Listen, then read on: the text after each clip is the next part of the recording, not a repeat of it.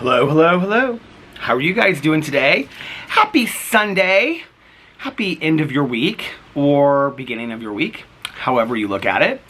I like to look at it as a soft end to the week that we just had, to reflect back on all of the things that happened throughout the week, and then get started, get refreshed, renewed, rejuvenated, and relaxed for the week ahead. I love Sundays. Sundays are like my favorite day of the entire week.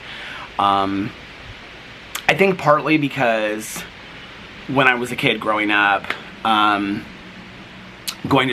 to church with my mom, and my mom was very heavily involved in our church, and she taught Sunday school, and then we would go to there was like a 9 o'clock service and like 11 o'clock service, and so she would teach Sunday school at 9 o'clock, and then while I was in Sunday school, and then in Sunday school, if you don't know what that is like, kind of like Bible school for kids. But anyway, then after that, we would go to the 11 o'clock service, and my mom typically participated in something to do with that, you know, whether that was like altar guild, which was like getting the communion wafers and wine and stuff ready, or she was an elder where she would like, you know, stand at the door and, you know, be a host as people came in and greet people when they came in. But she was very involved in our church. And so it was like the whole morning, and, you know, I would always get very dressed up. I would wear a little tie and a jacket and things like that. And then after church, on the way home, the church that we went to was probably about, it was in downtown Indianapolis. And so it was about 35 minutes, maybe longer than that, 40 minutes from my house. And so on the way home, we would drive through Broad Ripple, which is where my mom grew up. And there was this bakery shop, and it was called Rosalind Bakery, which some people call Rosalind, but we always called it Rosalind. And there were like several of them in Indianapolis. There was probably, at the time that it closed down, there were probably like 10 of them in Indianapolis. And still, if you go to some grocery stores, you can get like the cookbooks and stuff like that.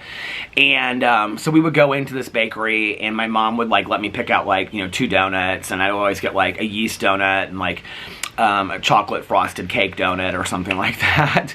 And then I could pick out like a cookie, and if it was Halloween time, they had Halloween decorated cookies or Christmas cookies, and anyway, best bakery in the entire world. And then we would go home, and while I was like eating my donuts on our porch that we had at the glass table, I would read like the cartoons from the day, and then my mom would make lunch, and it would be something like tuna fish salad, because, you know, we would have like a big Sunday dinner, and so she would make lunch, and it would be usually like chicken noodle soup and tuna fish salad sandwiches or something like that, which was one of the only fish that I would ever eat. I loved my mom's tuna fish salad sandwiches on toasted whole wheat bread.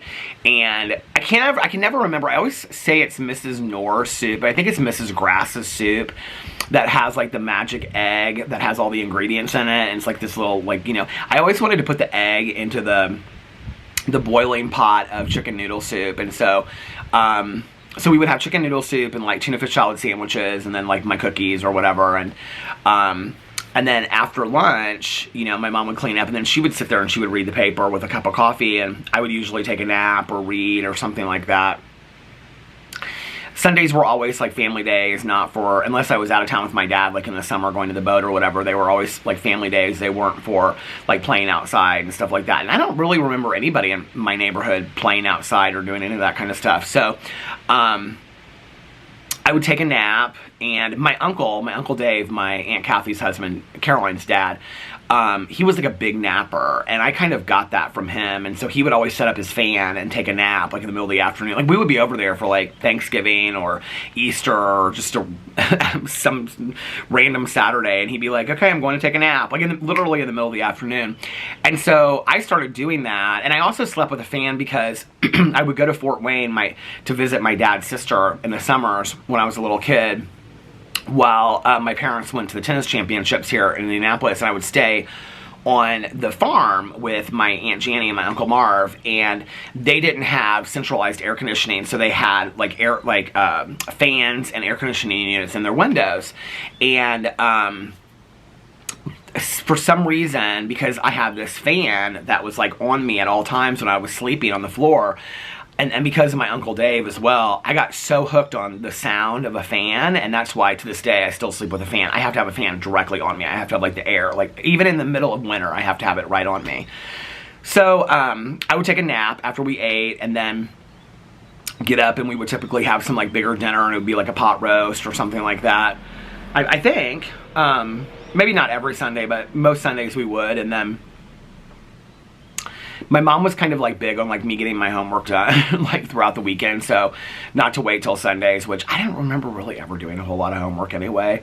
So, you know, I would do homework, or if I had, I guess, and, you know, maybe read or something like that. I also don't remember as a kid having like tons of homework. Like I feel like my friends who have kids now, like their kids that are in elementary school have like a lot of homework, and like I don't really ever remember having any homework when I was a kid. I don't know, maybe that was just my experience, but or maybe I've just, you know, completely blocked out the homework that I had. But I don't remember having homework. I mean, I remember having homework as a teenager and not choosing not to do it, but I don't remember like as an elementary, middle school kid having homework. I mean, like in middle school, maybe like having math sheets and stuff like that to do, but in elementary school, no, I don't remember having a lot of homework.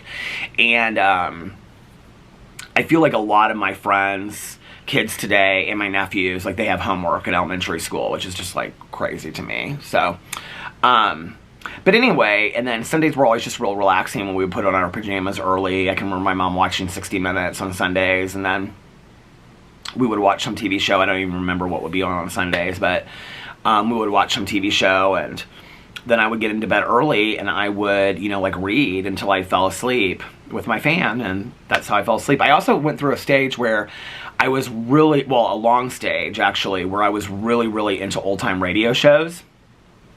Like The Shadow, Fibber McGee and Molly, oh shoot, so many of them I can't even remember. I loved where they would do like the movies, like Sorry Wrong Number with Barbara Stanwyck, but they actually did it, and it was a different actress. They did it like on a radio show, and so like, you know, like if somebody was walking, they would do like the sounds of somebody walking across the room. But like I would buy these, I had these magazines, like these catalogs I used to get, where you could order like any old time radio shows. And my dad like actually grew up like where they would get around the radio on like a Saturday or a Sunday, and they would like listen, like all the kids would listen to the radio shows. And I don't really remember how it started that I became kind of like obsessed with it, but I did. And so I listened to like these radio shows like let me pull you guys in a little bit closer, like every night before I went to sleep. And one year my mom, I still have this in the basement, imagine that. My mom bought me, I should actually do a Peter Does Stuff video showing all of this, because I think this would be kind of interesting to some people. My mom bought me an old time like fake radio that actually is a working radio, but it also has a tape cassette player in it. And it looks like an old time radio that you would have like in your house in the 40s or something. And it was like through this company, the company that I ordered the tapes through. I can remember, God, I would get so excited when they would come in the mail, and I would like, or, you know, now you can like buy them a lot of different places. I even see them like at truck stops and stuff like that. But back then, this was like you could only order them through this catalog, and it was like if you ordered so many tapes, you got like this free radio. But I remember my mom, like I think she bought it for me for Christmas or something. I was like really, really into the old time radio shows, which is so strange because when I was a kid growing up, like I went through a lot of eras, like where I was becoming infatuated with it. Like I can remember like one year my friend and I for Halloween, she went as Ginger Rogers and I went as Fred Astaire. And I was like in that whole like era of like, you know, like White Christmas and like I wanted to live in that whole era and all that kind of stuff. And then like the Flapper era, I got like real interested in that. And then, I mean, and then of course like, you know, Little House on the Prairie, like that whole like era, like I got very interested in that. But today, like I'm not, like those are not the things that I love to watch. Those are not like the things I get super, super interested in. So, okay, before this melts, I want to show you that I actually, so I have coffee that I brought home from brunch today. Banana nut coffee, right here. We're gonna do a little mixology. So I was sent this Zoku iced coffee cup. I cannot remember who sent it to me, but I showed the whole thing on my Peter Does Stuff channel when I did an unboxing. And I use this from time to time. So what you do is you take the insert out, which this is like all, I don't know if you can't see it really on here, but like This is like a core, and it's like you put it in the freezer and it like freezes up, right? And then so it's like super cold. This is like ice cold right now. It's been in the freezer for like a week or something. Every time that I run out of iced coffee, this is what I use. And so then you put ice in the middle of it. I actually also put 2 squirts of the what do you call it? The French toast stuff. So then you put it in the middle of this cup like that. And then, and this coffee is not like super, super hot right now. I would say it's still pretty hot, but it's like lukewarm. And then you just like pour it in here.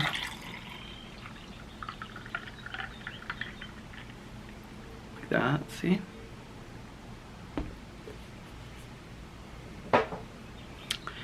And then you put the lid on. Hold on. And the lid is kind of like a suction cup kind of deal. And then you let it sit for like, I think it's like 5 minutes or something like that. And then it turns it into iced coffee, and it's fantastic because you can like make any flavor of coffee, any kind of coffee in a Keurig or like in a pot, and then you can use this, and it's just like this. It has its own little iced coffee cup. Now I don't use this all the time, but I keep this always, this middle part, like when I'm done with it, I'll like wash it off in the sink and whatever, and then I'll put it right back in the freezer, because for me it's like absolutely genius for any time. I'm so thankful. I can't remember who sent this to me. I'm so sorry. Please put it in the comment section below and I'll thank you. But I'm so thankful that they sent this to me because it's such a genius concept. And you know, like right now I have 2 big things of iced coffee in the refrigerator, but by the middle of the week I might run out or something like that, and then I'm like really, because it's hot out today, it's super, super hot, and so that's why I was like, I was drinking this coffee, sitting out here getting ready to vlog, and I was like, no, I kind of really want iced coffee. But, and I also bought some cans of iced coffee when I was at Fresh Time the other day, but I was like, I don't want to waste this coffee that I brought home, so I was like, I'm just going to put it in this and make the iced coffee out of it. So that's what I did. So anyway, yeah, we got up today, and we went to brunch. When we got there, and we actually got there earlier than we usually do, there was only 3 people, and well, there was a guy sitting next to us, and then there was this older couple that we're friends with because we've met from like, they always are there at the exact same time as us. They were sitting like 2 tables over from us. And then there was like 2 tables over from them was another couple, but they left like as soon as we got there. And then there was a woman at the counter. There was a woman and a man at the counter, but they weren't together. And that was it. And by the time that we left, it was just us and the woman at the counter. And it still wasn't closing time yet. It was like 5 till 3. They closed at 3 o'clock. It was like 5 till 3 when we left, because they were like, don't rush. And we're like, no, we're done. But anyway, Alex got his tomato artichoke soup, and he got a cup of coffee. Just a regular pat of choux blend, and then he also got his Cuban. It was like, looked really big today, with sriracha and all that kind of stuff. And then family of bike riders rolling down the street. And then I got the California Dreamer minus the hot peppers, add Dijon mustard. It was delicious today. I ate almost all of it except for like 1 bite. My appetite is increasing a little bit more and more. I almost kind of feel like I'm doing intermittent fasting because I'm only like eating like 1 time a day. And yesterday I got piata, and I ate like half the pasta and half the sandwich, and I was full. Like I couldn't do any more of it. So I was kind of like, yeah, like I can't do any more of this. But anyway, so today when I woke up, my weight, I was a lot thinner than I have been, but like I was full till like the very second that I went to bed last night. So then we came home from brunch. What else did I have? Oh, I had an everything bagel toasted with melted butter and then a side of cream cheese. So then we came home, and I feel like my shorts are falling down a little bit. Just like crazy because they're elastic shorts.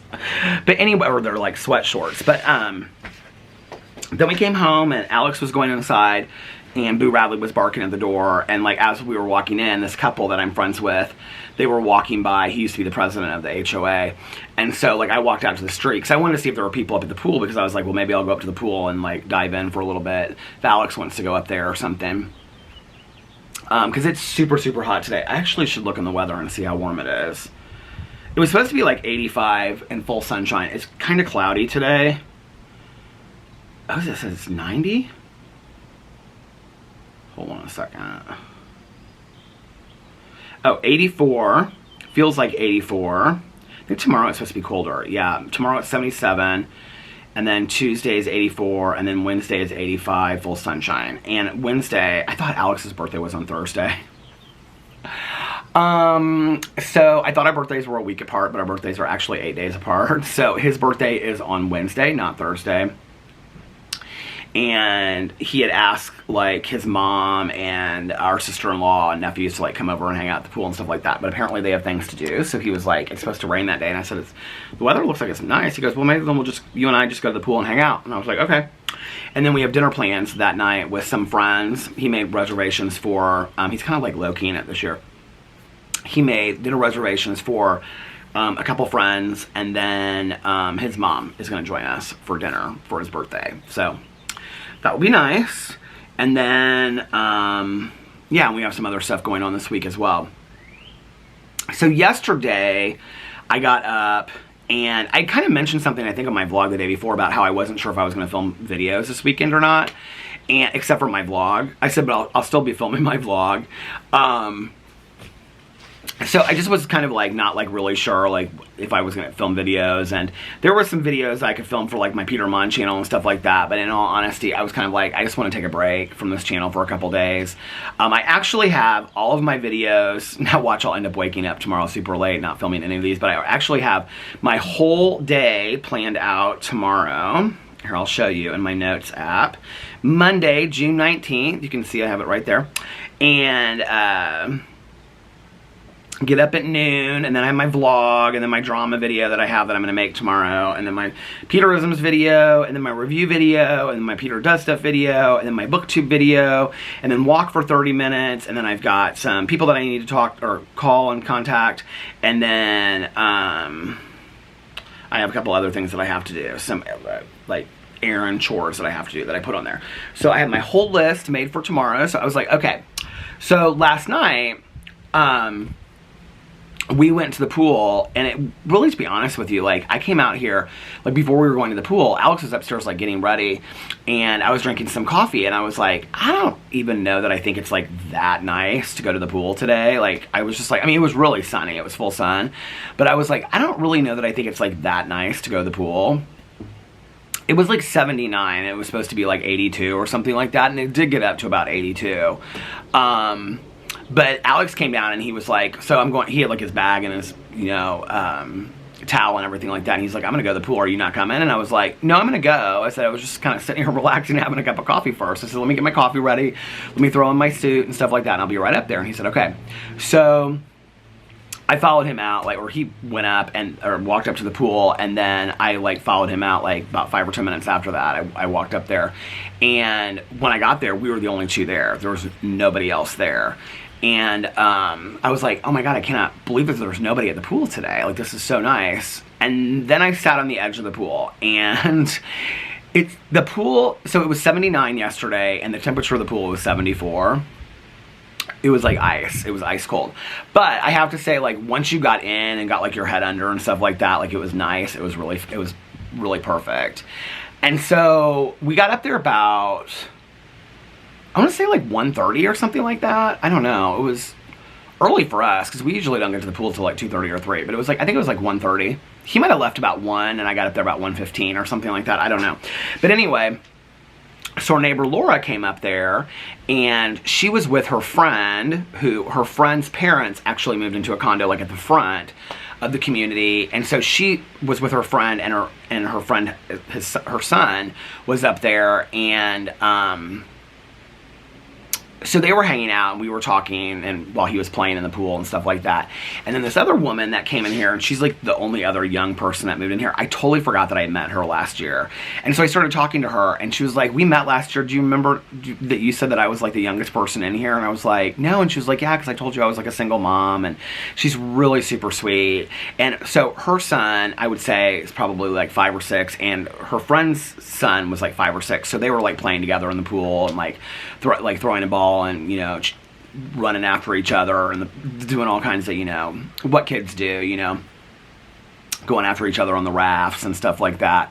So, like, up at our pool, they keep these bins where you can just donate stuff to the pool, like noodles and rafts and stuff like that. And then, like, you don't have to bring stuff up there. Like, you can just use it while it's there, which I think is really, really nice. And then, like, they spray it off every single day when they come to, like, maintain the pool and stuff like that. Which I guess they don't need anybody else to maintain the pool. The one guy in the neighborhood, I don't know him really well, but he was up there yesterday, like, taking the water quality and stuff like that. And so I guess they don't need anybody else to help out with the pool. But anyway, so we ended up staying up there. Well, Alex left because he was having dinner and his friend was coming here at 6. And then they were going to take an Uber downtown to meet their friends for dinner. And so he came back here about 5. I ended up staying at the pool till about 5:30, and she left too. She walked back with Alex, our neighbor, but her friend stayed up there, and she and I, because we have like some mutual friends, like we found out like through talking and whatever that she used to work with my ex. So anyway, we found like we like had a lot of mutual friends and whatever, and so we just like hung out on the steps, and I was drinking my coffee, and we just like talked and whatever, and she was just like, don't go. She's like, I'm gonna stay here till like 6:15. I was like, no, I don't want to stay till 6:15. It's like too late. But anyway, I stayed till about 5:30 or something like that. And she was super, super sweet. She was really nice. And so then I came back and like walked inside, and Alex was like in the shower, and he was like getting ready and whatever, and his friend was like about to show up here any minute.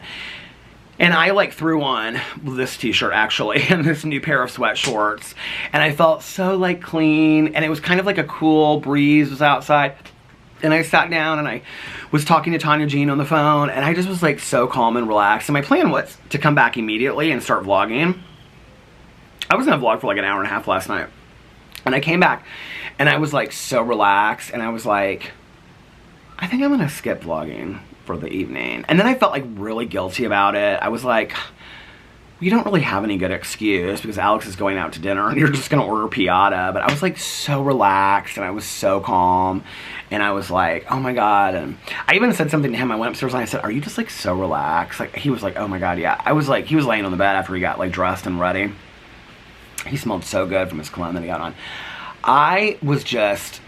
I think it was just from like sitting on the first step of the pool, like you know, like the whole day. I actually got quite a bit of sun. I don't know if you can see it, but it was just so relaxing, like the whole day, and just sitting there and like talking. And oh, there was some other neighbors that like I had met that like they live like outside the gate, but they're on the lakes. Like I met them last year.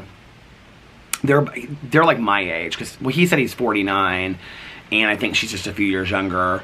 And they were up there, and we had talked to them last year, Alex and I, and so she's like, oh, don't you remember you recommended all those books to me? You recommended Malibu Rising, which I loved, and I recommended something else to her, so we were talking about all that. And I was like, oh yeah, that's right. And so we talked to them for a long. She sat out like in a chair, and her husband sat on the edge of the seat because their kids were playing in the pool. And so we sat and talked to them for a long time. It was just really super relaxing and nice. And so yeah, so I just was like, I think I'm just gonna skip vlogging tonight, which I felt, like I said, I felt guilty about. I guess my coffee's probably ready now. Should we try it?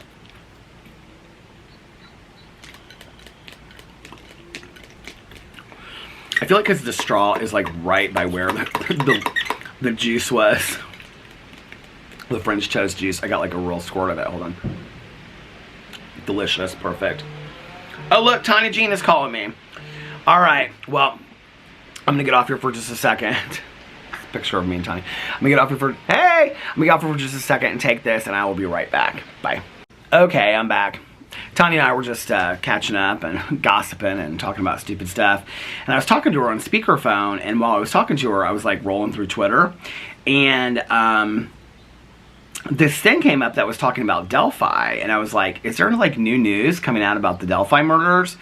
And it was just this kind of recap about it, and it said 13-year-old Abigail Williams and her friend Libby Germain were walking on a hiking trail in Delphi, Indiana in 2016 when they disappeared. Their bodies were found the next day. The last known photo of Abby, as well as photos of an unidentified man, were found on Libby's phone, along with an audio clip of presumably the same man saying the phrase, "down the hill." which then they did like a whole podcast about and whatever. On October 26, 2022, Richard Allen, a 50-year-old married Delphi man, was taken into custody, and on October 31st, that suspect was charged with 2 counts of murder.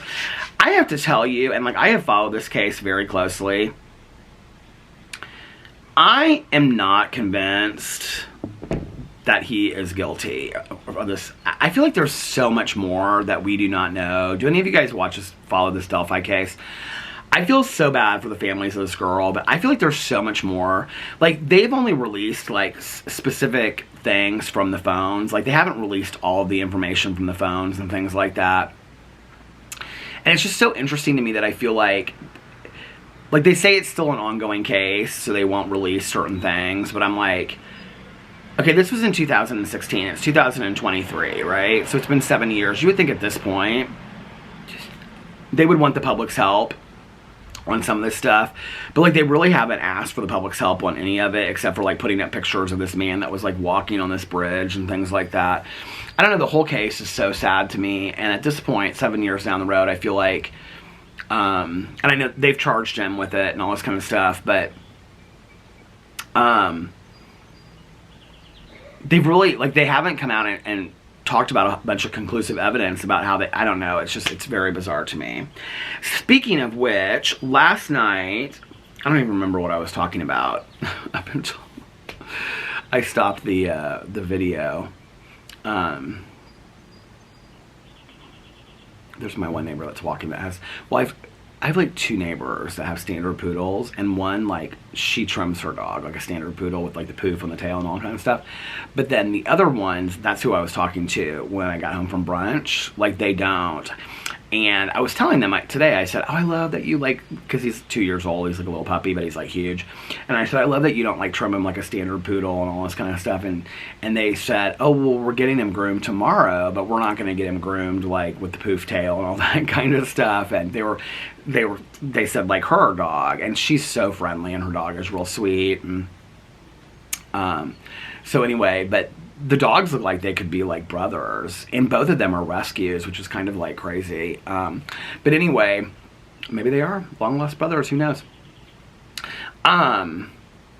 So yeah, so last night I just kind of wanted to relax and whatever, and talked on the phone to Tanya and some other people, and then I took a nap. I ordered piata, but I didn't really like eat a whole lot of it, like I said.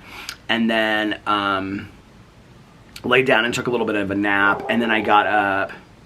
Who is barking? Arr, arr, arr, arr, arr.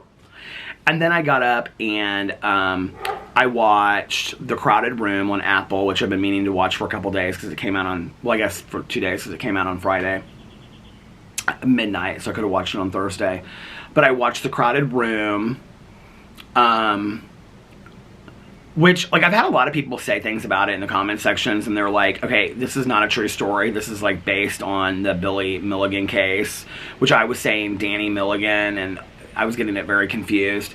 So Caroline had sent me the documentary, because when she started watching the show, she, like, fell down the rabbit hole, and she started, like, doing all this research on the guy that they based this story on and all this kind of stuff. And so she was like, you've got to watch this documentary. It's on Netflix. It's called, like, The 24 Faces of Billy Milligan or something like that. Monsters Inside. It's something like that. If you put Billy Milligan into Netflix, it comes up, because that's what I did. But anyway, so I watched The Crowded Room, which I have to say, like, the first 2 episodes were really, really good, but now it's getting kind of slow. But when I had read, like, up about the story, like, I knew that it was, like, not based on, like, it was based on actual events, but it wasn't, like, the actual events that occurred, because the show takes place in New York City, and the actual events took place on the campus of the University of Ohio, and I knew that because I had read that. I mean, I knew that like a week ago, and I had read that, and so there was like all these people that are like, okay, Peter, this is not like the real case. Well, I already knew that, but like I didn't know the specifics about the case. And so last night when I got done watching it, I watched something else too last night. Who was barking?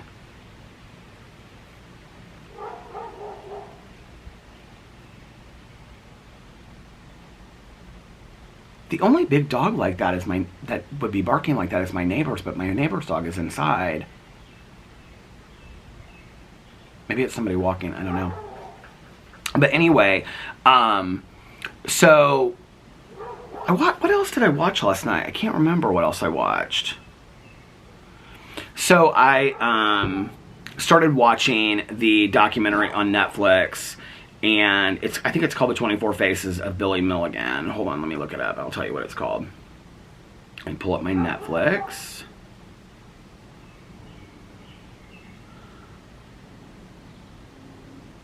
Monsters Inside, The 24 Faces of Billy Milligan. Okay, and this is a 4-part documentary series, and this is the true story of what actually, like, the Crowded Room is based on. And I would say lightly based on once you start watching the documentary. Like, the Crowded Room is so, like, it's similar, but it's so different from the real story. I mean, there's pieces that kind of overlap and are similar, but a lot is different. And it has, like, his brother and his sister are interviewed in the documentary. So what it was that he, like, I think it was in 1977, he was arrested and charged. I'm going to pull you guys a little bit closer. He was arrested and charged with sexual assault of 3 women on the campus of the University of Ohio in Columbus. And he had, like, no recollection of the crimes. He had no recollection of, like, doing the crimes, right? Hey! You had all kinds of people over at your house today. Yeah. Were you having a party? No. Well, I was going to say, because you didn't invite me. Well, I knew you would want to miss brunch. No, we wouldn't want to miss brunch, and we didn't miss brunch. I knew you would. Why is this so hard to get out of here right now? I don't know why. Oh, it's perfect though. It's like ice cold. So anyway, and then they go and he gets, because he has no money, he has attorneys appointed to him. And these 2 attorneys try to find out, like, and I'm kind of really just like speeding over this because I, watched the documentary. It's really well done. The only thing I don't love about it is, like, the majority of the documentary is about, like, the late 70s, which that's an era that's interesting to me. But a lot of it is so old-timey that it feels like the documentary was made in the 70s, if that makes sense. And so they're trying to find out if he is capable of standing trial, number 1, and number 2, if he is not guilty by reason of insanity. And so they go in and they start like interviewing him, and they have all these psychologists and psychiatrists interviewing him and whatever. And what they come up with is that they believe that he is has multiple personality disorder, which is what they called it back then. Today they call it DID, dissociative identity disorder. And it's really interesting when, because I mean, I've watched so many shows and movies and read books and things about, like, DID and things like that. And it's so interesting, like, the specifics that they say, that, like, there are a lot of people that fake it, and that people that really truly do have DID, like, they have no memory of, like, their alternates. And what do they, I think they call them alternates in the show, but, like, alters is, like, another word that they use. And things like they have no memory of that. Like, the main personality has no memory of it. And it's usually based off of, like, horrific childhood trauma. And this one psychologist says, and we're not just talking about, like, what we would refer to as, like, childhood abuse. She's like, we're talking about, like, basically, like, borderline torture. Which, in the second episode, they start getting into a little bit of what his childhood was like with his stepfather. Which some of that is similar to the show, but they kind of just insinuate it in the show. Like, they show some of it, but not really. And it's a completely different family environment and everything like that. So, I mean, it's really based, like, the show, The Crowded Room on Apple TV, which I think is really well done. It's loosely based on this case. And so then they have, like, they put him in this psychiatric facility that's in Columbus, Ohio, and they start doing all these interviews. And actually, the psychiatrist that was the woman that worked with Sybil when they wrote the book Sybil. I don't know if you guys ever saw the movie Sybil with Sally Field. it was a great movie. It was like so hard to watch. It was a horrible story, but it was based on a true story. And this book came out like in the 70s, around, I think it was right around that time. And so they bring in the psychiatrist that had worked with this Sybil and to talk to him. And like within 20 minutes, she like diagnoses him with like multiple personality disorder and all this kind of stuff. And they have all this video footage of him like literally like changing. Like as you're sitting there like talking to him, like 1 second he's like talking to you, and then the next second he's talking with like a British accent, and the next second, and it's very interesting to watch. The documentary is just real slow, I think, because they're trying to go in depth and really explain like what happened. So it's not like a really like fast-paced documentary, but it's very interesting, and I think it's very educational, especially when it's probably one of the most, if not the most educational documentary that I've ever watched when it comes to talking about DID. I mean, I've learned so much, and I've only watched 2 episodes of it. So I watched 2 episodes of that, and then I listened to some of my audiobook, and then I feel like I watched something else. I can't remember what now. Anyway, then I went to bed, and I drank a cup of my sleepy time tea when I was watching the second part of the last episode that I watched of the documentary, and I was like really struggling like falling asleep last night. Like it's every night that I go to bed, and last night I did take a nap, so that might be a part of it, but it's like every night I'm like really having a hard time falling asleep. I see my doctor, my primary care physician again. I see him in July, and I'm going to ask him about it. I'm also going to ask my neurologist about side effects of Keppra, because, I mean, it's literally like every night I can't sleep, and it's like hours of me, you know? And so finally at like an hour and a half, I went downstairs, and this one supplement that has the magnesium one or whatever that I bought that's supposedly like the best, you know, ever, people were like, well, if you take it for a couple days in a row, like it might work. And I had taken it last night, and it really didn't do anything for me. So I was like, okay, I'm going to take it 2 days in a row, because people are saying if you take it 2 and 3 days in a row, it'll start working for you. So I took it last night. At the time that I took it, I was like so just like drained and so tired, but like I couldn't fall asleep. And I tossed and turned, and then like finally I must have just like fallen asleep, because I was like on my stomach, and that was like the last thing I remember. And then I woke up today, so I don't know if it worked or if I was just tired or whatever, but I'm starting to feel really drained every single day. And the thing is that a lot of people I know would be like, well, don't take a nap then, you know, whatever. But the thing is like if I don't take a nap, then I'm super, super tired the rest of the day, because I'm not getting good sleep. And even when like I do fall asleep, like last night was different. Like I fell asleep and then I don't remember anything until I woke up to go to brunch today. But typically I wake up like every hour. And I've also been drinking a lot of water out of my, what do you call it? Those Stanley Cups, which I will say, if you've been thinking about getting a Stanley Cup, it's a really, really easy way to drink a lot of water. I just keep mine filled at all times, and like if you fill it like once a day, well, I probably fill mine like twice a day, but it keeps your water like super, super cold. I don't like warm water. I like cold water. Somebody said something about warm water. I don't know what they were talking about in the comment section. I was like trying to understand. I was like, did I say something about liking warm water? Like I don't remember that. Maybe I said something and somebody misunderstood me, but anyway, I don't like warm water. I like cold water, and like ice cold water. And the Stanley Cup keeps your ice cold, like keeps the water super, super cold. I really like them. And so I just like kind of like keep it filled, and then like I have it like in the kitchen, and I'll carry it upstairs with me and whatever, like when I'm sleeping. If I like need a sip of like or drink or whatever, like I'll just like lean over the bed and like pick it up, you know. And then when I'm watching my shows, even if I'm like drinking something else, I'll bring it out here, because I did order on Amazon.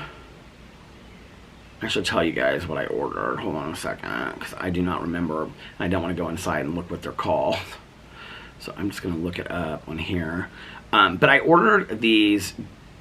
I wanted, you know, I don't love those probiotic drinks. I think I'm kind of done with them. But I do really like that Reed's ginger ale.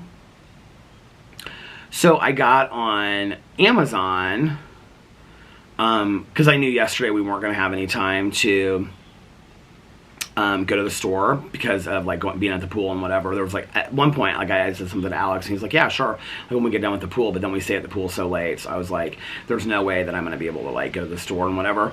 So I ordered like Amazon Fresh, and here I will tell you what I ordered, because I had one of them last night and I ordered it on Amazon Fresh. Where is it at?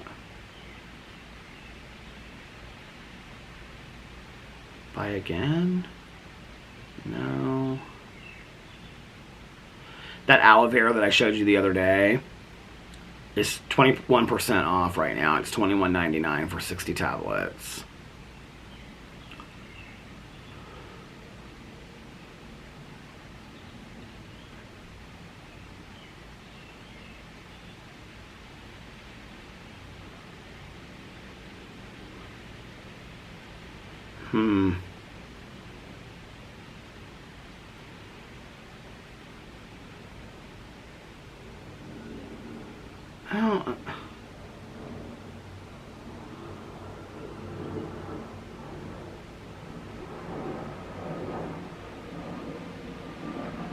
I ordered it on Amazon Fresh. How do I go in here and look to see things that I ordered?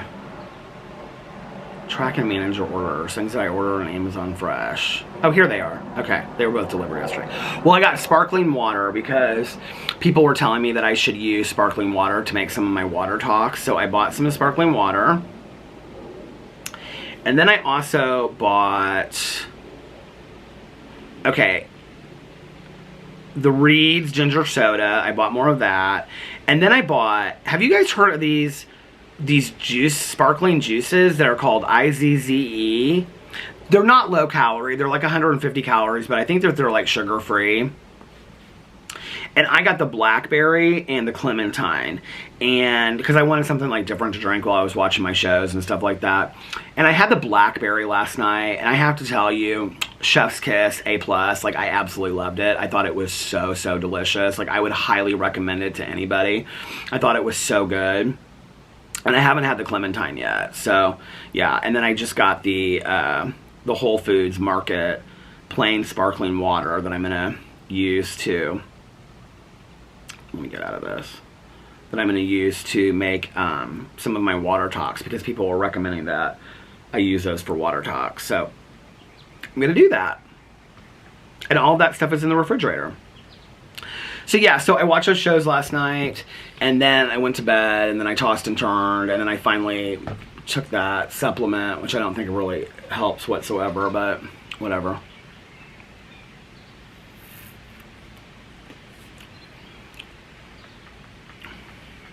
And then today, I'm going to listen to a little bit of my audiobook when I get done vlogging. Alex is like in bed right now. Like when I went upstairs before, I changed because I wore it to brunch today. I wore a pink polo t-shirt, and then I wore my navy blue Birdwell shorts, corduroy shorts, and I wore my new Birkenstocks that are like the tan colored suede, and this hat. And so I went inside and I like took my ring off, and then I like put on sweat shorts. These Champion sweat shorts are my absolute favorites. And then this t-shirt, because this was what I wore last night to be relaxed and sitting out here. It was really nice last night. So he was just like laying in bed. It was so hot upstairs. And Boo Radley was like all laying on the side. And I said, babe, do you want me to turn the fan on for you? It's so hot up here. He's like, yeah, if you want to. He was like, whatever you want. I go, I'll turn on the fan for you. It's hot up here. So I turned the fan up for him, and so I'll probably go inside and he'll be like asleep. Sundays, like, my husband loves to sleep a lot on Sundays, which is totally fine, you know? Like I said, I think sleeping, or Sundays are for relaxing and whatever. Real Housewives of Atlanta are on Sundays, but it kind of depends on if he stays up, if I take a nap, whatever, you know, on Sundays, like if we watch it or not. Typically we'll wait till like Mondays or Tuesdays to watch it, so. Or Wednesdays even. So, I probably would, if I could go back and redo this, I probably wouldn't put so much of that French toast stuff in here.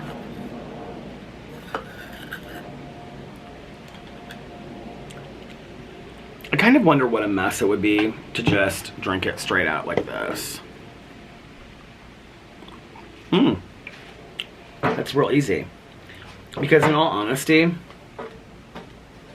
it's kind of hard to get it. I always have a paper towel next to my table. It's kind of hard to get it out of that straw a little bit.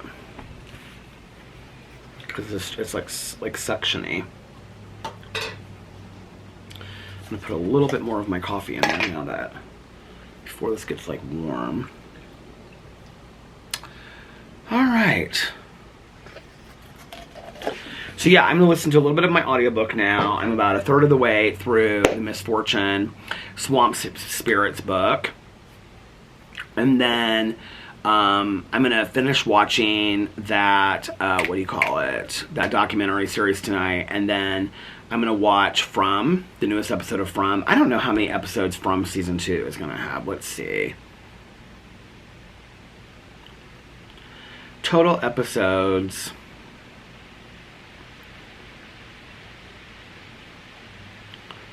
From season 2. I feel like 10, because I think that's what it's 10, it says.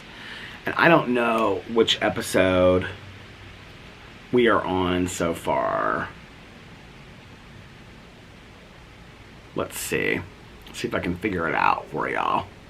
Not that you guys care really, right? Okay, From. Watch if I look on here and it's the season finale tonight. I'll be so over it because I feel like there's so much still like that we don't know about this season. Okay. Episode 8. Well, wait. Oh no, episode 9. It's already on. I can watch it right now. So after this week we have one more episode. It's already up for me to watch. I could watch it right now after I finish this vlog if I wanted to. If I wanted to, I could. Okay, so the night before I finished jury duty, I actually fell asleep really early that night. I can't remember what time, but I fell asleep early, and I woke up at like, I want to say I woke up at like 2 o'clock in the morning or something like that, and I was like, I'm finishing jury duty. Like, I had 4 episodes left, which was like 2 hours, and I was like, I'm finishing jury duty. Like, I'm watching jury duty tonight. Because I was so obsessed with that show. And so I like woke up and I like got some water and whatever and like my Stanley cup, and I came out here and I started watching jury duty. Okay, I have to tell you, thank you so much. There was like a couple people, like when I said something the other day about like, if whoever recommended that to me, let me know in the comment section. There was like 2 or 3 people and they were like, I recommended it to you. So to everybody that recommended jury duty to me, I just want to say thank you. I loved that show. I've been recommending it to Tanya and to Mel and to all of my good friends that we watch the same shows.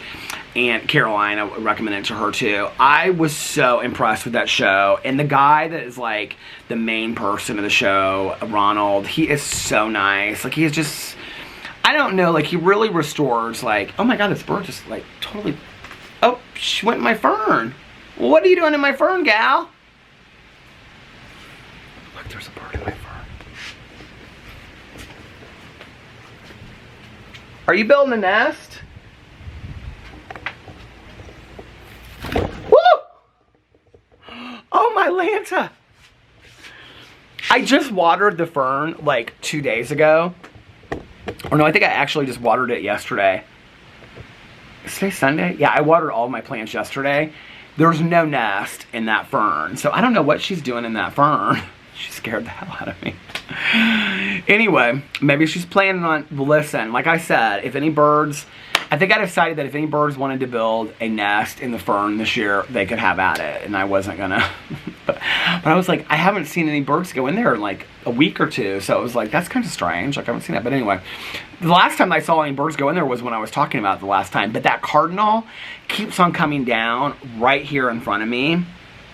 And like landing on like the concrete like sidewalk in front, and keeps on like just like looking at me. It's like the craziest thing. So anyway, I loved jury duty so much, and I have to tell you, I don't really want to tell you how it ends or anything like that because it's kind of a surprise. But the last episode, I just cried and cried and cried. Well, I like the last 2 minutes of the second to last episode, and then the last episode, I just cried and cried and cried. I mean, like, literally, like, ugly cried, happy tears. It just was such a great show.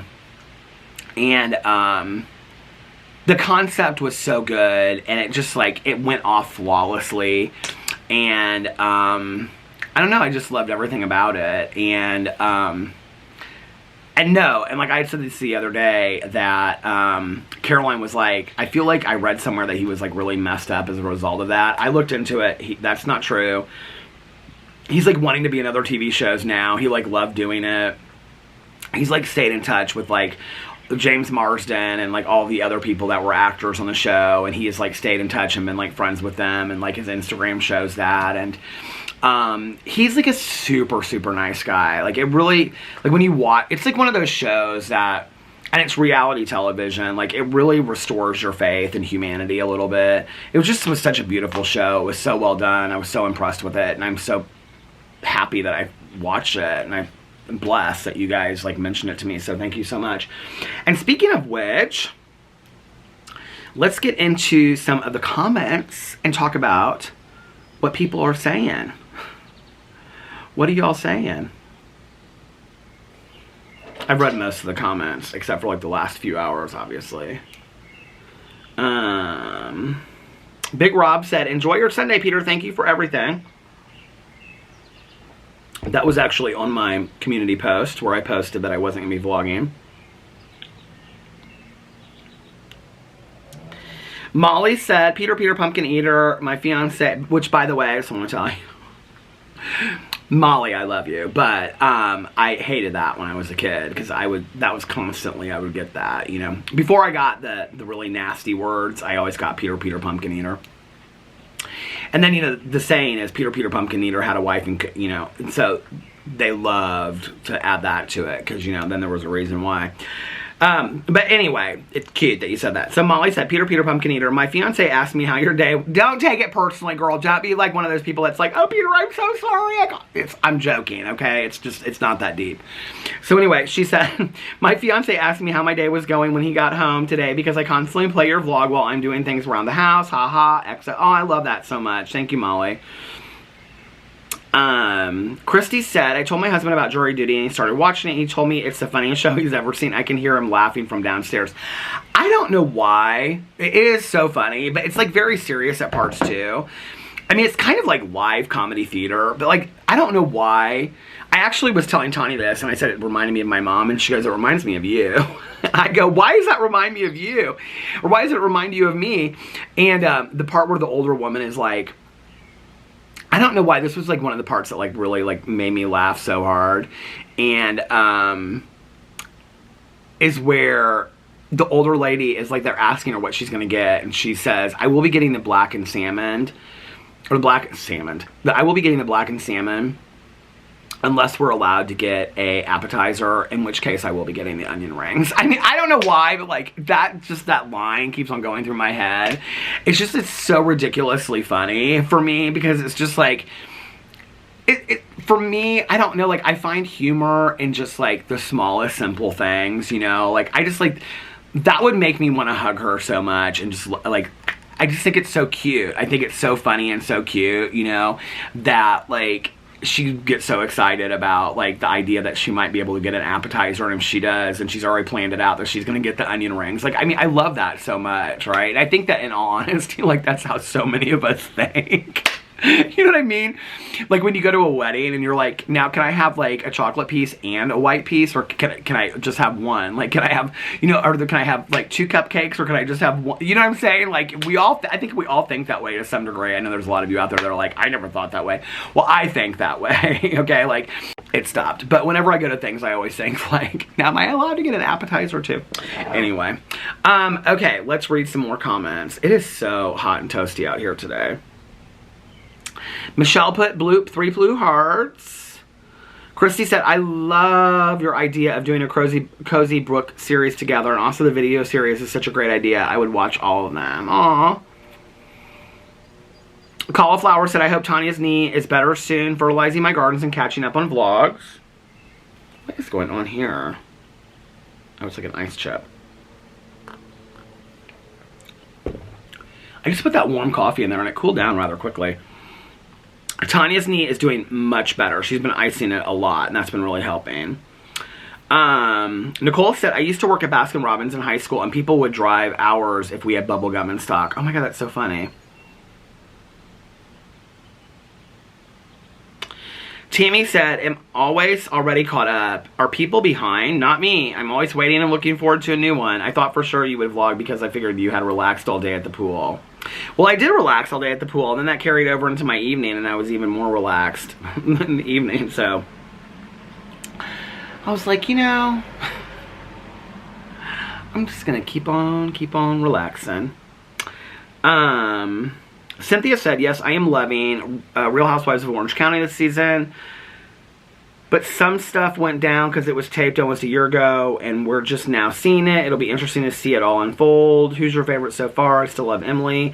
I'm glad they got rid of Noella and Dr. Jen from last season. Bored to tear with those two. Love you. Okay, I feel like Tamra just came back to stir up drama. Vicki Gundelson will forever and always be my favorite from Orange County. I have to say, this season so far, like, I'm a big Emily and Gina fan, but I feel like Emily is kind of a fence rider a little bit. Like, I think she very much is a chameleon depending on who she's with. Like, if she's with somebody, she'll tell them what they want to hear, and if she's with somebody else, she'll tell them what they want to hear, and I think she's also a little bit of a shit stirrer. I like Gina a lot, but I have to say this season, most of all, I like Heather Dubrow. I think she's the realist. I loved when she was, like, meeting with Gina. And so for those of you that don't know, these are women on the Real Housewives of Orange County. She was meeting with Gina to basically say, like, what happened to our friendship? Like, you know, like, I was talking to you every day, and then, like, I don't hear from you. And Gina goes on and on and on and on and on. And they even did it in a really funny way on the show. Like, they, like, showed it, like, in time lapse, and, like, how they're just, like, sitting there, like, okay, how long is this going to go on? And then when Gina was done, Heather reached over and grabbed her hand and said, yes, but can we talk about our friendship? And I thought, okay, like, this is such a fantastic, like, that's how me and my friends are, right? Like, it's okay to address things, and you don't even have to use the word confrontation or being confrontational. It's just, like, addressing situations and asking people, like, well, what's going on? Like, why are we not as good of friends as we used to be, or whatever? Thank God they got rid of Noella, because I can tell you right now, my husband would not watch it another season with Noella on. He couldn't stand her. I think she was problematic. I think she just wanted the show to, like, build her social media and all that kind of stuff. Dr. Jen was okay, but, like, there was just a lot about Dr. Jen that I didn't love. And I don't know the new housewife's name. I think she's a new housewife, or is she a friend? I don't know, but she's the one she and her husband met. So she and her husband are divorced, but he still stays at her house, like, when he comes into town from Oklahoma. Y'all know who I'm talking about. I like her. I really like, she's really likable. So I'm hoping good things about her. Tamra, I've never been, like, a huge Tamra Judge fan, but, like, back in the day, she was okay. I just feel like she came on to just stir up all kinds of crap. And I have to say, there's something about Shannon Beador that reminds me of my mom. I've always been kind of defensive about Shannon Beador. I mean, she's rude. Let's just be for real. Like, when she was on the boat, and there was a scene when they were on the boat, and this woman's telling, like, this real personal story about adopting her son and whatever, and Shannon's like, oh my god, is that John's son? Like, her boyfriend's son and whatever, and she's like, looking, I mean, she's rude, right? But I think she's also misunderstood to some degree. I think there's going to be a lot that comes out about Shannon this season, and I think there's a lot that's going to be coming up. I think Shannon and Tamra are going to, I mean, they've already gotten into it really heated so far, so yeah. You guys were so understanding about me taking off yesterday. I just want to say I really, really appreciate it. Thank you so much. It makes me feel less guilty when I, you know, don't do that. Marie said, I couldn't get into Dexter until, like, episode 6. The only reason I kept hanging on was because my best friend kept on insisting to hang in there, that once it starts to get good, it gets so addicting good. And she was correct, LOL. But if she wouldn't have pushed me, I wouldn't have kept trying to watch it. That makes me so excited, Marie, to watch Dexter, which I'm going to watch for my good Judy Mel. Maybe I'll love it right from the beginning. Who knows?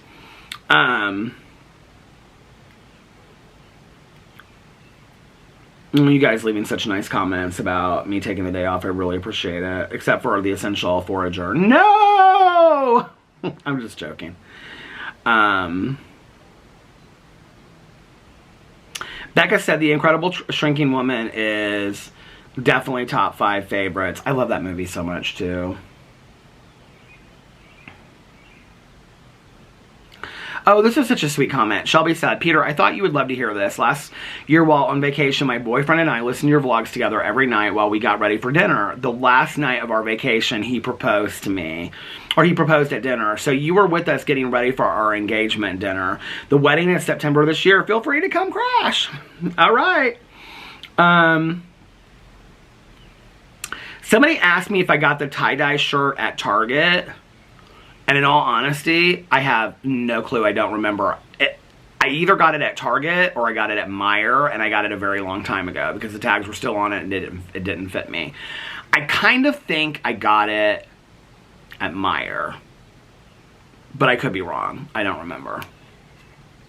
But I love it now. It's like one of my favorite shirts and it fits perfectly. It just like slid right off the table as I was like looking through these questions. It was the weirdest thing. Like the one leg of the tripod just like went right down and slid off. But anyway, so we're back. We're back on. Peter, I just adore you. What camera do you use for filming? The quality is impeccable. Okay, well this is kind of funny because, first of all, if you watch any of my other channels, I think we know that the quality is not impeccable. It goes in and out of focus, and I've tried so hard to fix it and work on it and get the quality right. It's like when I film out here or when I film in the window right here. So like for the videos that are in the kitchen where I'm standing there, this is the window that I'm standing in. The lighting is really good, and so but I've looked at some of my vlogs back, and some of them go in and out even. So I think it has a lot to do with like what's behind me and whatever. And I also think it has to do with that I move a lot, right? Because if you watch like my videos on like my Peter Monn channel, when I'm flipping the fan and tossing lip, that's like when it goes out of focus. Like if I just sit here and talk, like it doesn't really go out of focus. I've asked so many people for camera recommendations. I used to use the Sony 5000. I don't love it. It overheats and it gets like really, do you guys remember that from back in the day when I used to vlog with it? And then I would have to stop vlogging because it would get so hot. I now use the Canon G7X. I'm looking right at it. And the only reason I use it is because it's a vlogging camera that a lot of like YouTubers use. Through the years, a lot of people that I have watched on YouTube have used the Canon G7X. I think I've had to buy a new one like every 2 years or something like that, every 3 years. They're like $500 to $600, I think.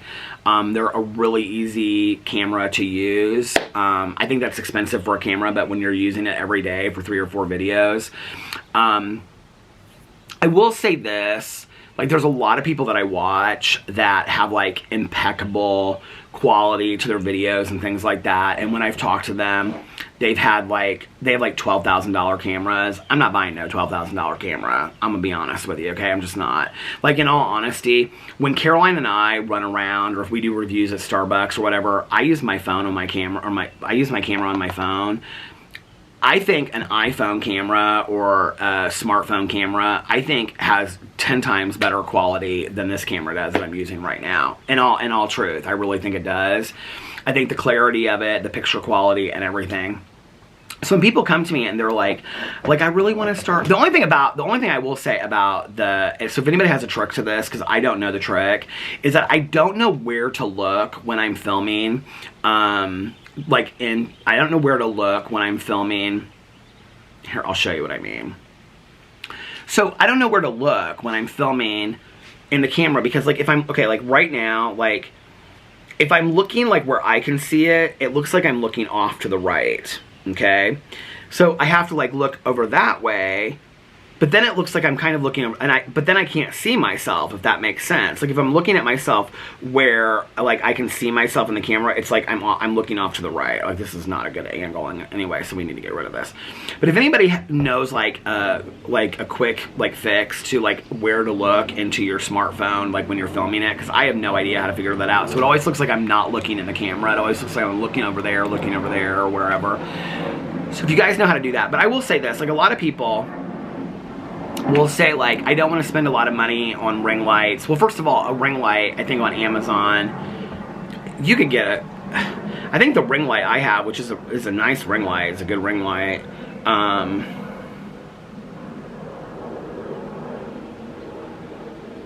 Here, ring light with stand. You can get one on Temu for $17.58. $269, don't ever spend that kind of money, no. Here it is, here's a good one. 10-inch ring light, $23.99 on Amazon. $18.60 on Shein. I think the one that I have is about, I think it was about $100. I think Alex bought me for Christmas. And like that was like every 3 years. So I had one, and then like 3 years later he like replaced it and bought another one. And it's not the greatest ring light in the entire world, but it's not the worst ring light in the entire world either. But you don't need a ring light, you know. If you live in like an apartment or a house somewhere that has good lighting, or I always tell people too, like if you live in like places where it's like warm, sit outside. Like the lighting is like, you cannot beat natural light for filming. And then just use your camera on your phone. It's so easy to do that, and it's almost easier to edit the footage that you can do than that. If you have like, you know, a lot of people that I know can edit like their videos on their phone. I don't know how to do that. But if you have like, you can do it on iMovie, I guess, if you have iMovie on your iPhone. But like, if you have iMovie on your computer, if you have like a, you know, an Apple computer, just airdrop it to it and then just edit those pieces together, and there you have a video. It's real easy, right? I don't know, like, you know, I get a lot of flack every once in a while from people who will be like, well, Peter doesn't edit his videos and whatever. Well, the reason I don't edit my videos and never have are for two reasons, okay? Number one, because I didn't know how to when I first started. I do know how to edit videos now. If I wanted to go in and do jump cuts and do all kinds of exciting things and whatever, I could go in and I could do that. I've learned enough about how to edit videos now that I could do that. I do not believe that that improves the quality of the video, quite frankly. And number two, I don't believe that people are coming to watch my videos for the jump cuts. I think they're coming to watch for what I have to say, how I'm saying it, if I'm being funny, my personality, things like that. My opinions, whatever. They're not coming over here for jump cuts, right? The other thing is that the people that I used to watch back in the day, you know, especially like Glozell Green, she didn't edit her videos, and she was hilarious and getting tons and tons of views on reading like Kesha lyrics on a YouTube video, and like just sitting in front of her computer, and all the light that she had in this crowded room that she had behind her, the only light she had was the light from the computer. And you know, she was filming it probably on some crappy camera. And yet, they were the best videos in the entire world. And so what it said to me is, you don't have to edit, you don't have to have high quality or any of that kind of stuff. Just be yourself on camera. Like, if you can do that, then people are going to enjoy it and people are going to watch it. I mean, let's just be for real, okay? There's no editing, there's no magic that happens on my vlogs. I literally sit in a swivel chair on my front porch and drink coffee or ice water and talk to my neighbors and say hi and tell you guys stories of my life. And yet, there's so many of you that really enjoy this, and I appreciate it. And that means a lot to me, right? Because that speaks of who I am as a person. That doesn't say anything about the editing and whatever. And like, and I have a lot of like respect for people that highly edit their videos and do all that kind of stuff, because I know it takes a lot of time, and I respect them. But that's never been my thing, right? Hold on just a second. The battery is going to die, so I'm going to go inside and get another battery. Okay, I'm back. You guys have no idea what just happened. Well, obviously, how could you? But I was taking the battery out of this camera, and so I have one charger up against this wall in the kitchen. I have the other charger, like, on this other wall, and so I was taking the battery out of the camera to go put in the charger, and when I did, I dropped it in this like layered thing that I have that's sitting right underneath it, that has like bookmarks and like important papers that I like keep, you know, just like reference and things like that. And so like I'm digging through there and I can't find it, and like I had to bring the whole thing out, and I had to like pull everything, all these I have like 30 bookmarks in there. I had to pull out all these bookmarks, and I had to like go through it, and finally at the very bottom I found the battery. So then I plugged the battery in and I went and put the other battery, but anyway, it doesn't matter. So that was the turmoil of what just happened while I was going to change the battery. But you know, I was going to say this about the editing, and Well, first of all, I always think that, like, people should watch what they enjoy watching, if that makes sense. Like, when I go to YouTube for, like, relaxation or enjoying, like, I was just watching these clips.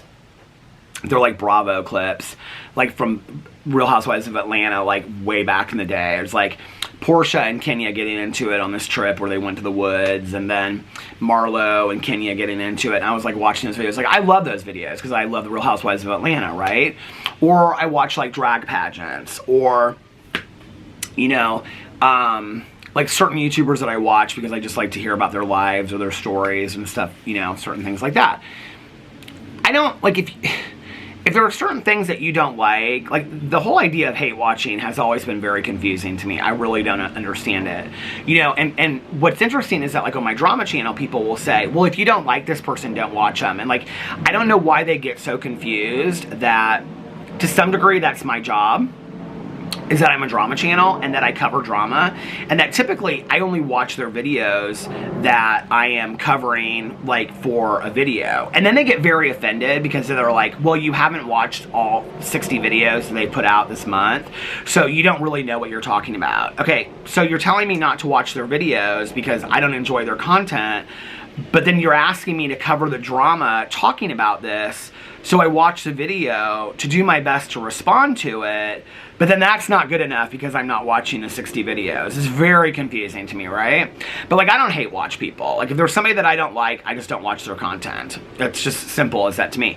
And it's really not because I think it's mean or I think it's horrible or whatever. I mean, if you get off on hate watching people's videos, and you get off on, you know, like, writing really mean comments on people's videos, do you, okay? I don't think you're a very nice person, but do you, if that's what makes you happy, is to sit in the darkness of your house and, you know, behind a flower profile picture and, you know, where your name's like, you know, Messy Beth or something, and then you're like, whatever. If that's what gets you going, more power to you, okay? Like, that's just not what I enjoy. I enjoy practicing peace and serenity and watching things that make me happy. I don't want to watch things that make me angry and mad and get me all, like, you know, riled up. So I don't really understand the concept of hate watching. But when I get a lot of people that are like, oh, I can hardly watch this. I mean, you don't edit your videos. And I'm like, okay, I've been on YouTube for almost 7 years now. I don't think it's any mystery that I don't edit my videos. Most of the people that watch my videos, and especially the people that comment, because I can see, like I said, where they comment several things, like, this is not their first time at the rodeo. Like, they've gone to a Peter Monn video before, okay? Many of them have commented many times about me not editing. There are a lot of drama channels out there that highly edit their videos. Please, I think you would be happier going to watch their videos. I don't think that my 10-minute intro of telling stories about my life and talking about sobriety and then getting into the drama, which for me is just like sharing an opinion and having, you know, bringing attention to something that I think is important to talk about. I don't know that maybe my channel is for that person that is going to get so caught up in the fact that I don't have 15 jump cuts in a video, you know? But I also think it's kind of like when you're talking about, like, a cake, right? Like, you can... I remember my mom used to always say this to me, this analogy of, you know, you can dress something up, but it's just dressed up, basically. And, you know, like, have you ever gone somewhere and you've had, like, a very simple cake, you know? Like, a very simple white wedding cake or white birthday cake, and there's not tons of flowers on it, and there's not tons of decorations, and there's not a bunch of hoopla, and it's just a plain white cake, okay, with maybe a little bit of frosting on it and whatever, and you're like, this is, like, literally the best cake that I've ever had in my entire life, right?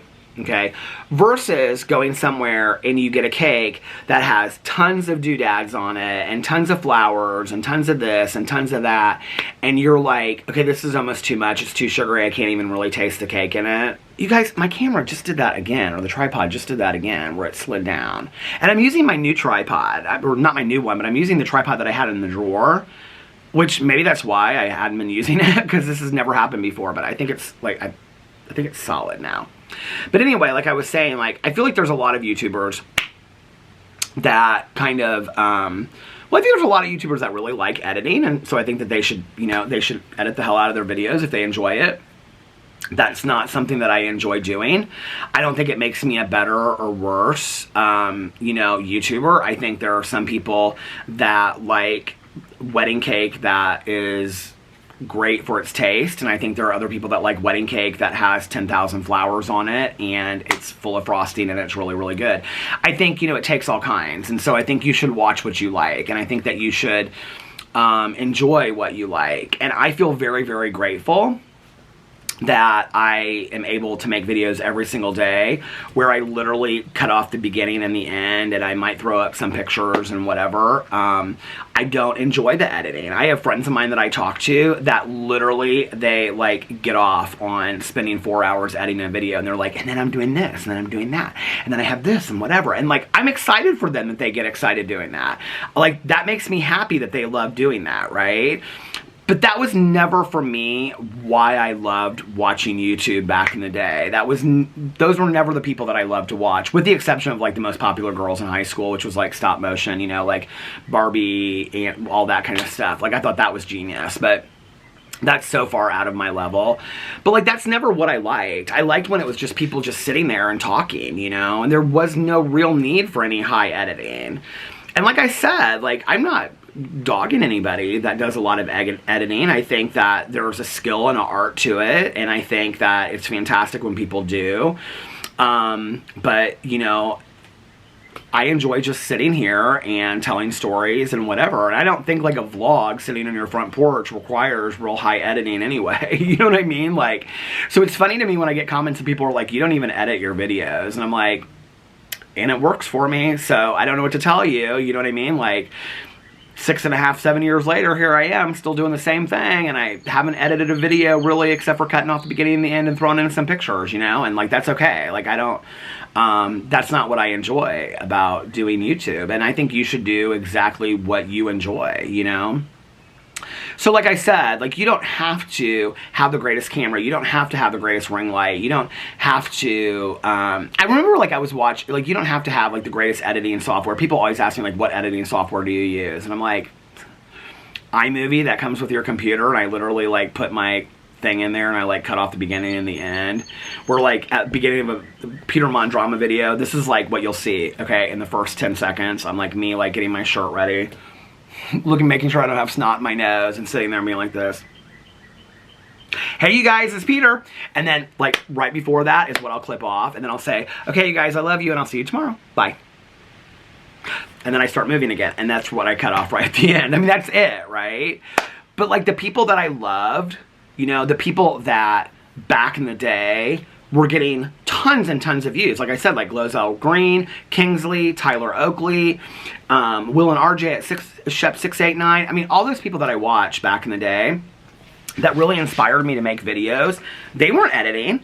They were not doing any kind of editing. So for me, when I sat down on camera and I started making videos, like I kind of came into the era of where people were doing like a lot of jump cuts, and they were like throwing clips of other videos in there, like we're right in the middle of it. It shows like Whitney Houston going, what receipts or whatever, or, like the clips that people, like a lot of drama channels have used that thing where it goes 30 seconds later, or, like all that kind of stuff. Like, but like before that, like I never was part like of watching videos that did a lot of that. And like I said, like I have friends of mine that do a lot of that and they love it. And I'm like, hey, this is what you're passionate about and you're great at it and you're really good at editing it. Enjoy it. And they'll be like, well, you could hire somebody to do your editing for you. And I'm like, I don't feel like that would make my videos any different. Like, what am I going to do? Like, I don't, and I've had other people say to me, like, it would really improve the quality of your videos. I don't really know that I think it would. I don't know that I believe if I paid an editor well, first of all, I feel like me sending out my videos to pay an editor to edit them for me, or me like doing jump cuts and all this kind of stuff, which I don't need to do because I can sit in a chair. And I mean, I've literally sat with people filming videos before where I've done collabs where they'll say, okay, today we're going to talk about Peter Monn. And then they'll go, okay, stop. Okay. Start again. And we're also going to talk about, and like they have to go in there and edit all those pieces. And when you sit there and they'll do like a 10-minute video that, like, it takes them an hour and a half to film because they do all those stop parts in there where they're, like, thinking about what they're going to say. Baby, I don't have to do that. I can sit in a video and I can do a half an hour and just say what I got to say in one thing, okay? You know, but that's what I love to do. I love just sitting there and doing, like, it feels like a live show to me, you know? I love just sitting there and saying something for a half an hour, you know? And, like, okay, they love to edit and they love to do all the kind of, do it. Do what makes you happy. I think if we were doing more of what makes us happy that isn't hurting people in this world, you know, I don't know. And for those people out there that want high editing and are upset that I don't edit, there's a lot of channels out there that do a lot of really incredible editing. Go find them. Watch what makes you happy. Why would you watch something that doesn't make you happy? I don't understand that. You know, like, that's so confusing to me. So life is too short. It really, really is. And,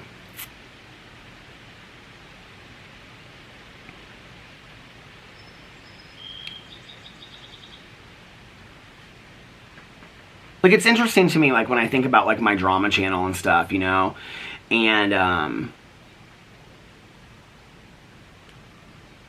like I've had people ask me, like, well, what would be your, like, end result with your drama channel, or what would you, like, idealistically like from it? Because there's, like, this misconception, I think, that people that, and I can only speak for myself, right?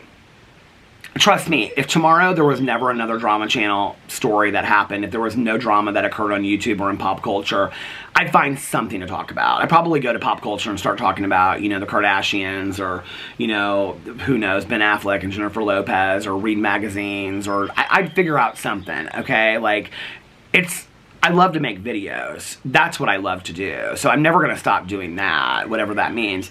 But, you know, like, people will say to me, like, well, what if tomorrow you woke up and, like, all these people, like, took responsibility for their actions and, you know, were working on themselves and there was nothing for you to talk about in a video? Because I think that there's this misconception that we, like, just, like, thrive off of this drama, that we live for this drama, right? Like, we want it. Now, I think it's interesting to talk about. I think it's interesting to have an opinion about, just like you would have an opinion about anything else that's pop culture-wise, right?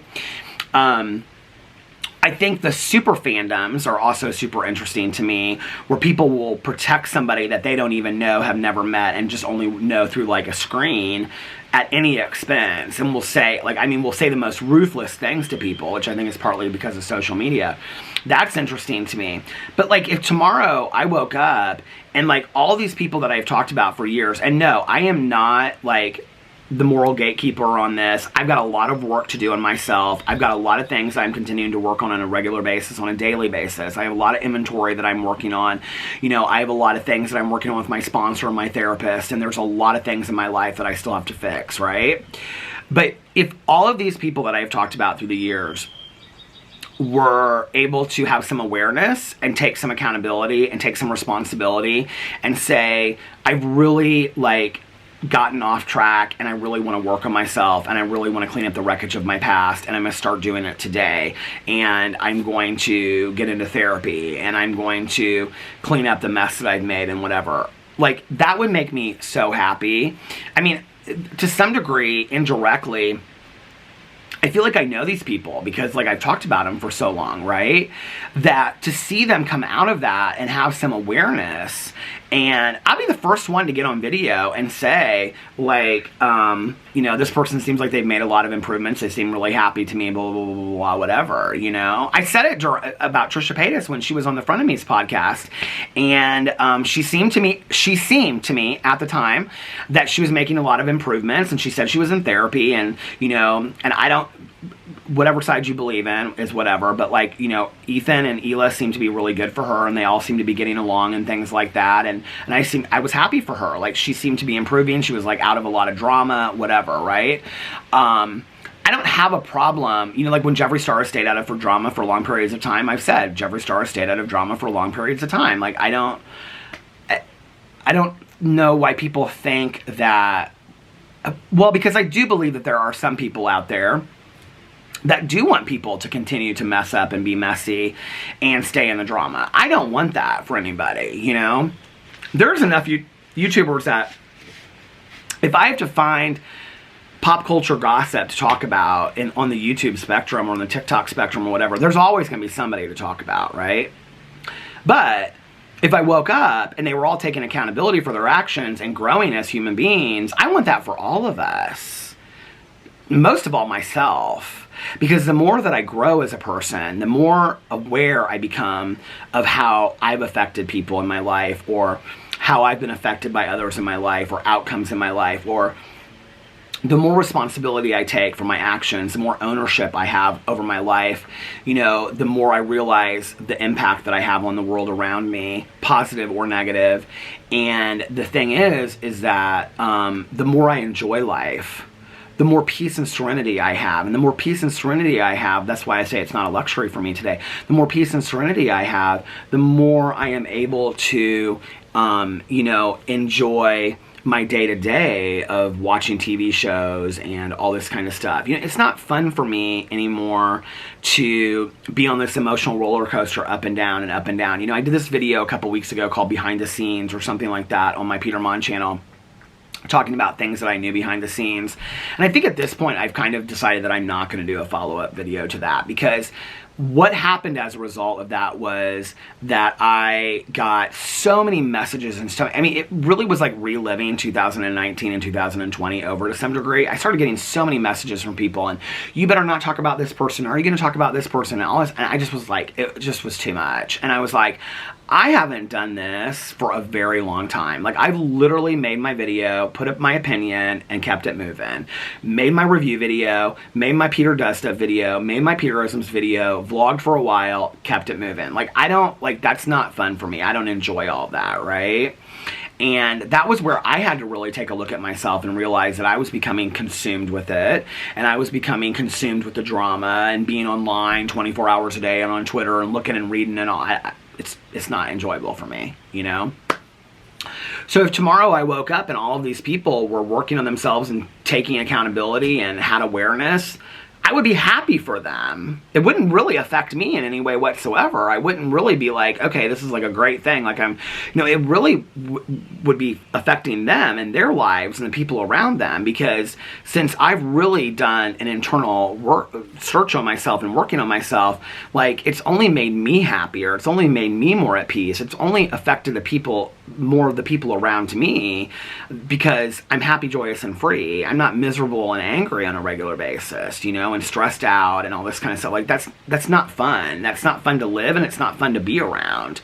So I wish that for all of them. I wish that for the Shanes and the Jeffreys and the Trishas and everybody, on and on and on, if they could just have some self-awareness to say, I'm not so consumed with, like, you know, in all honesty, like, this is talking a lot about drama, but in all honesty, like, Manny MUA does a lot of things that I take issue with, okay? But the one thing that he came out and said, and I know that a lot of people make jokes about this, but, like, for me, it really signaled some significant change in him, was when he came out and he said, although, like I said, he still stands by a lot of people that are really problematic, and I take issue with that. So I just want to make that clear, okay? I take issue with the fact that Manny MUA is friends and stands by people that are problematic. I stand by that, okay? But when he came out and but I think really, in all honesty, the reason that he does is because, well, I guess that's more for a drama video. But when he came out and he said, you know, my professional life might be in the red, referring to Social Blade, but my professional life, which is like kind of the third-party deal that you can like track somebody's like losing and gaining subscribers on YouTube and things like that. And he said, my professional life might be in the red, but my personal life is in the green. And that was like the first moment at that time, okay, that I noticed that I felt like he had some sense of awareness. And if you also watch his videos around that time, there seemed to be like a weight that was lifted from him, like a peace and a serenity that had been lifted from him. I've seen him kind of over time, kind of go back a little bit. It seems to me like when I watch his videos or his Instagram stories, he's kind of like gone back to who he was before a little bit.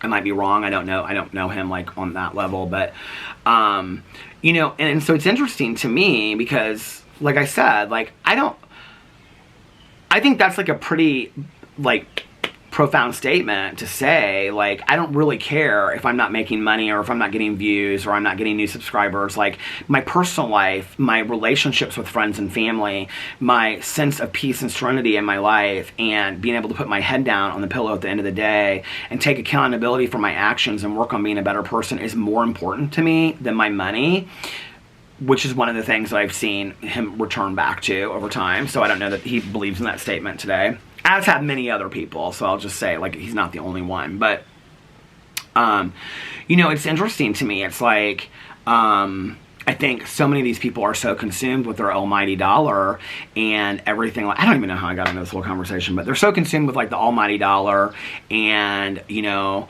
what they're making, their views and their subscribers and all this kind of stuff. And yet, whenever they go through some major issue, what they always say is, I really learned that what's not important are the subscribers and the views and the money. Well, you should have known that all along, you know? First of all, you should be thankful for your subscribers for sticking by you and watching you so diligently and being so committed to you and to continue to buy your products and be so gracious to watch your videos. Like, I just feel so blessed every day that I get up that there's even people watching my videos, you know?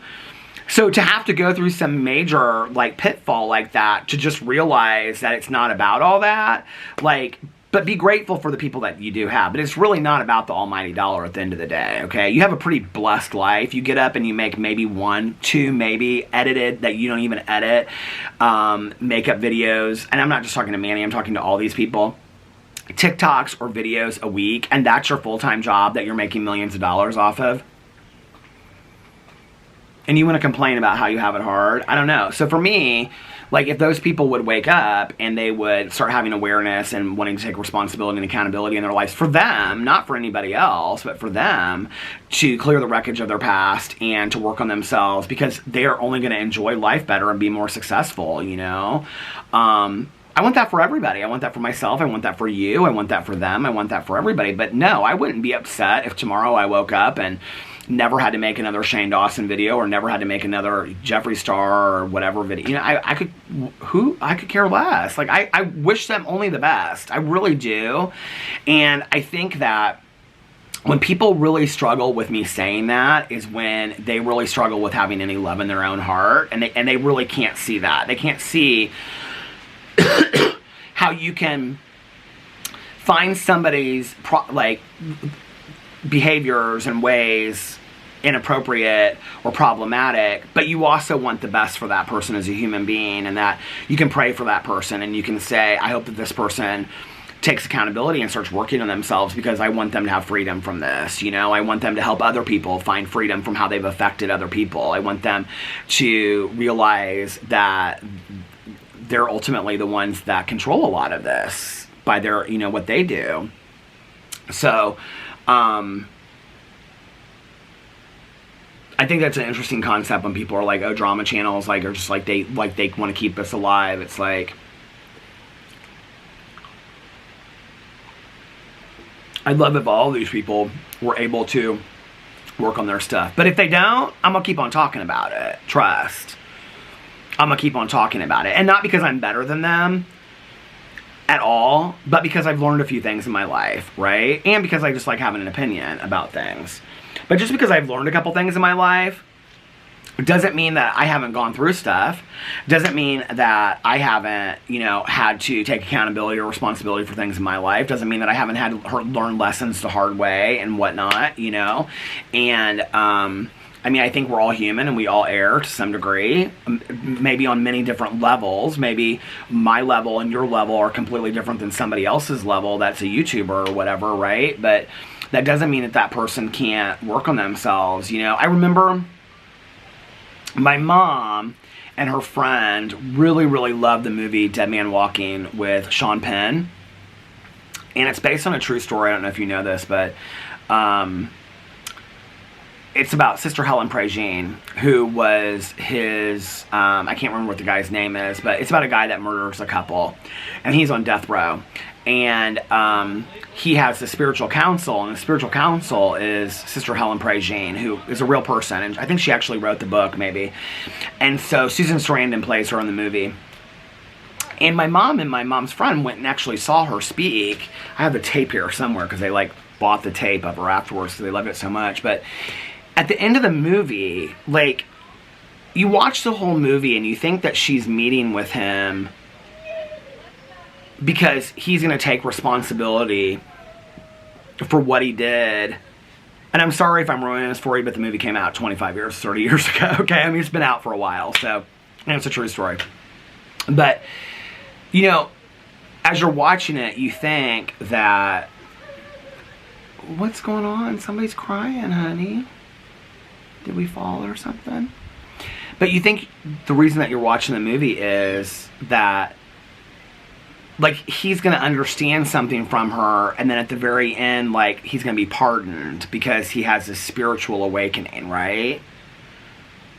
When what you realize is that's not what it's about at all. That it's about the fact that she's helping him with this process of passing on and on being on death row, and that what she's offering to him is redemption by taking responsibility. And it happens literally in the last moments of the movie. Like, I can't even remember how it happens, but he says something to her, like, she says, like, they're standing there, like, literally, he's looking at her through the bars, and she's like, they're taking him back to, like, you know, execute him.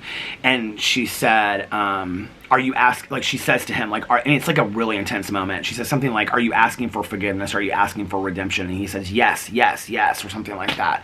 And finally, in that moment, he understands it, right? That it's not about getting pardoned. It's not about getting out of this. It's not about what you're doing, which, that's a lot of what I see, you know, when I look at pop culture, is I see people doing certain actions to try to get out of something instead of actually putting the change and the growth and the work into it. So it's not really about the outcome. It's really about how does it affect you overall, which is why that movie is so fantastic, because the movie is ultimately about forgiveness and redemption, right? And I don't know, I think... And I don't think that that has to be a spiritual or religious concept. I think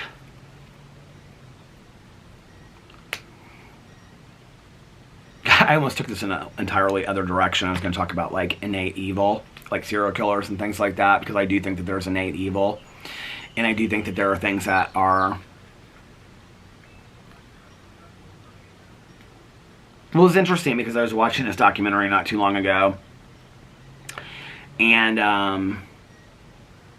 it was called The Town That Was Cursed or something like that. It was about this city in, like, upstate New York. And the first story is about this woman whose sister and brother-in-law and their 2 kids were murdered by this guy. And it's like 6 episodes, but at The Town That Was Damned is what it was called. And the very end of the show, they, like, refer back to what happened with her sister. And she's talking about this going to church, and she'd, like, stopped going to church, and she'd stopped being, like, a spiritual person for a long time because she felt like, if there was a God, where is God in my sister being killed, you know? Like, she just couldn't connect. She couldn't get there. She's like, I mean, there's no God. If there was a God, like, where is God with my sister? And so she, what was I going to say? Oh, so she's sitting there on this front porch, and she's talking about how she, like, went to church, and she was, like, listening to this guy talk and whatever. It was, like, the first time that she could understand, like, forgiveness. Like, she wasn't there yet, but she could understand it. And then as a result of, like, her starting to, like, work back on her spiritual beliefs and stuff like that, she was able to forgive the man that killed her sister and their family. And she talked about how forgiveness gave her freedom. And forgiveness allowed her to be free today, and she never thought that that would be possible. And you know, you think about that, like, and I can remember, like, when I listened to that audiobook, I Am God, about the DC shooter, and, like, it had a lot of the victims' families, and they did, like, a victim hearing and all that kind of stuff, where they got to get up and speak. The victims and the victims' families, or the survivors, or people, some of the survivors too. And, like, I'll never forget listening to this woman, and she said, like, she had lost her sister, and, like, it just was this horrible situation. And she was like, and I forgive him. And she was like, because I don't have any other options in my life if I want to continue to live my life. And she was like, you know, I want to have freedom today, and I don't want to be tied down in anger and hatred and misery. So I think that's hard. Like, whenever I talk about forgiveness, I always get like a comment or two on my Peterisms channels, typically when I do it, and then people will say like, I understand this whole concept of forgiveness, but there are some things that have happened to me that I cannot forgive and I never will be able to. You know, and I can remember I used to say that about things too. And I remember I had a sponsor at the time that said to me, you know, okay, you're not open to it today, but do you think that down the road you might be open to it? And I was like, no, never be open to it. And they were like, can you just maybe imagine that maybe at some point you might be open to working on forgiveness with this person? And I don't know how long it took, but finally I was like, okay, maybe, you know? And I think that little small crack opened the door in me being willing to be open to forgiveness of some horrific things that had happened in my life, you know? Some really horribly horrific things that had happened in my life. And I'm grateful for that today, because I really do think that forgiveness gave me a lot of serenity, you know, and peace in my life. I wanted to open, before I close this vlog for the day, I wanted to open my Amazon package that I just got. You can see it says Celestial Seasonings on the side, so we already know what this is going to be. You guys, this is why I did not want to order these tea bags, because I ended up ordering them. I don't even know how much they were, but I got 6 boxes of these damn tea bags now. So if they don't work, I'm going to be giving them these out for Christmas presents. But this is the sleep. How many bags? There's 20 bags. So 20, 40, 68. I have 100 bags of these teas now. So Sleepy Time Extra promotes relaxation with valerian root, caffeine-free herbal supplement. This is what people told me to get. And it better work, because I've now got... So I was going to buy just one box. This is how ridiculous it is, okay? So I was going to buy just one box on Amazon Fresh. But then after, and that was before I was getting the juices and stuff. But one box on Amazon Fresh, plus taxes, plus like shipping and handling and everything like that, came to like $18. And for like $21 or $22, I could get these on Amazon Prime, and they would be like a day later. And so I was like, one box versus like 6 boxes. Like, I knew I didn't need 6 boxes, but I was like, that kind of seems stupid to me, right? And I didn't know like if I could find them at Walmart or Meijer or anything like that. And I didn't know the next time that I'd be able to go there. So that's why I was just like, I'm going to get these now. So that's why I ordered all of them. Maybe I'll give boxes out to, I'll give one to Tanya Jean, and I don't know, maybe some of my neighbors. I was telling my neighbor at the pool this yesterday, the woman that, when Alex and I first moved in here, she was like, she probably passed on now, it doesn't matter. Her name was Norma. She was like 103. She was a fashion designer in New York City, and I didn't even know it until after she died. And so one day I was outside talking to her on the back patio. I rarely talked to her. She just was not very friendly. And I said, what are you doing today, Norma? And she said, I'm baking. And I said, oh, really? Do you have a lot of, like what are you baking? And she said, pies or something like that. And like an apple pie or something. And I said, oh, do you have a lot of people that you bake for? Like friends and family that live around here? She's like, oh, no, I don't really know that many people around here. And I said, she said something about liking to give the pies away. And I said, well, who do you give them away to? And she goes, neighbors that I like. Maybe you'll get one day. And I never did. That's why I'm friendly today, see? Anyway, okay, I'm gonna get off here because I've got like 1 minute and 10 seconds left, 8 seconds, 7 seconds now. I hope that you guys are having a magically amazing Sunday, and that you guys are getting relaxed, rejuvenated, refreshed, and renewed for the week ahead. And if nobody else has told you this today, I love you. And remember these 3 very important things. 1, you can start your day over whenever you want, or your week if you're watching this tomorrow. 2, practice random acts of kindness, but shh, don't tell anyone.